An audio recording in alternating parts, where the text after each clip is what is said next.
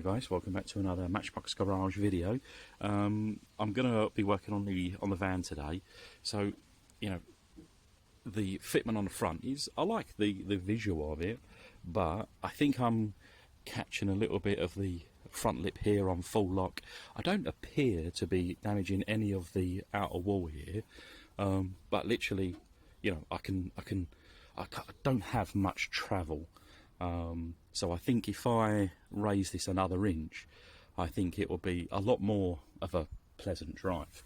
And actually, by raising that previously an inch and having the bigger tyre, it's actually really nice to be able to just put the jack straight under the van, because on the 20s, when it was lower, I had to, you know, drive up on some piece of wood just to get the bloody jack under. I mean, I don't need that aggro. So yeah, let's jack this up, take this off, and see if I can raise this by about another inch. Here I am. So looking underneath the wheel arch, you can see evidence there of rubbing. So definitely, you know, the raise in the suspension is in order. So this has been raised, and my choice of measurement is this 17mm. So it's just over. I've taken a picture as well, just so that, but I think, or at least I hope, I won't have to take this off again, and that's going to be just enough height for me to drive around sensibly. Yeah, so I think that is going to give me the clearance that I need, but still with some visible lows.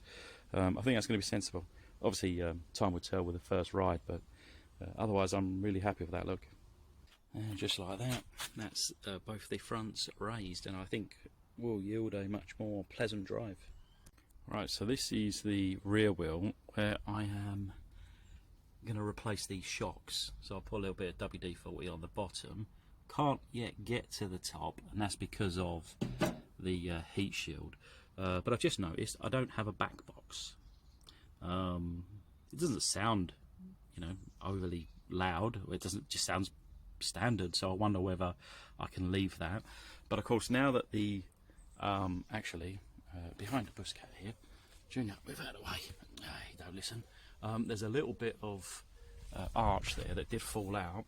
But there's a little bit of rust in here, which, I mean, it seems, oh, maybe not, that's not as solid as I first thought. But otherwise, it, you know, a lot of this is just surface and what have you. So I'm going to get some cure rust, you know, and maybe, I don't know, paint over it. What would you recommend? I'm all ears for this one. Right, so the heat shield come off. Literally had two kind of nuts out of, I don't know how many there should have been, and I've just removed the button bolt here on the strut. I've gone with, where's the packet? Is it Meal? So they're a, you know, a decent brand, but standard shock to replace these, which are the stance ones. So certainly be raising it at least an inch, maybe more. You know, there's a big old dent in the side of that. I don't mind telling you, this was a pig to get off. 21mm both ends. Actually at the top it looks like it's just a bolt, a single bolt, and that's a 19mm, just to, you know, just to make things fun. So out with the old and in with the new. Interestingly, it's actually the same length, but obviously it's got the still got this, you know, whatever it's called on there. One thing I did notice was, I mean, this, I don't know whether this is a static shock, because there's no movement in it whatsoever. It just seems solid, unless it, you know, that's exactly the reason why I'm replacing it today, that it's dead, broken, whatever. Anyway, let's get the new shock on.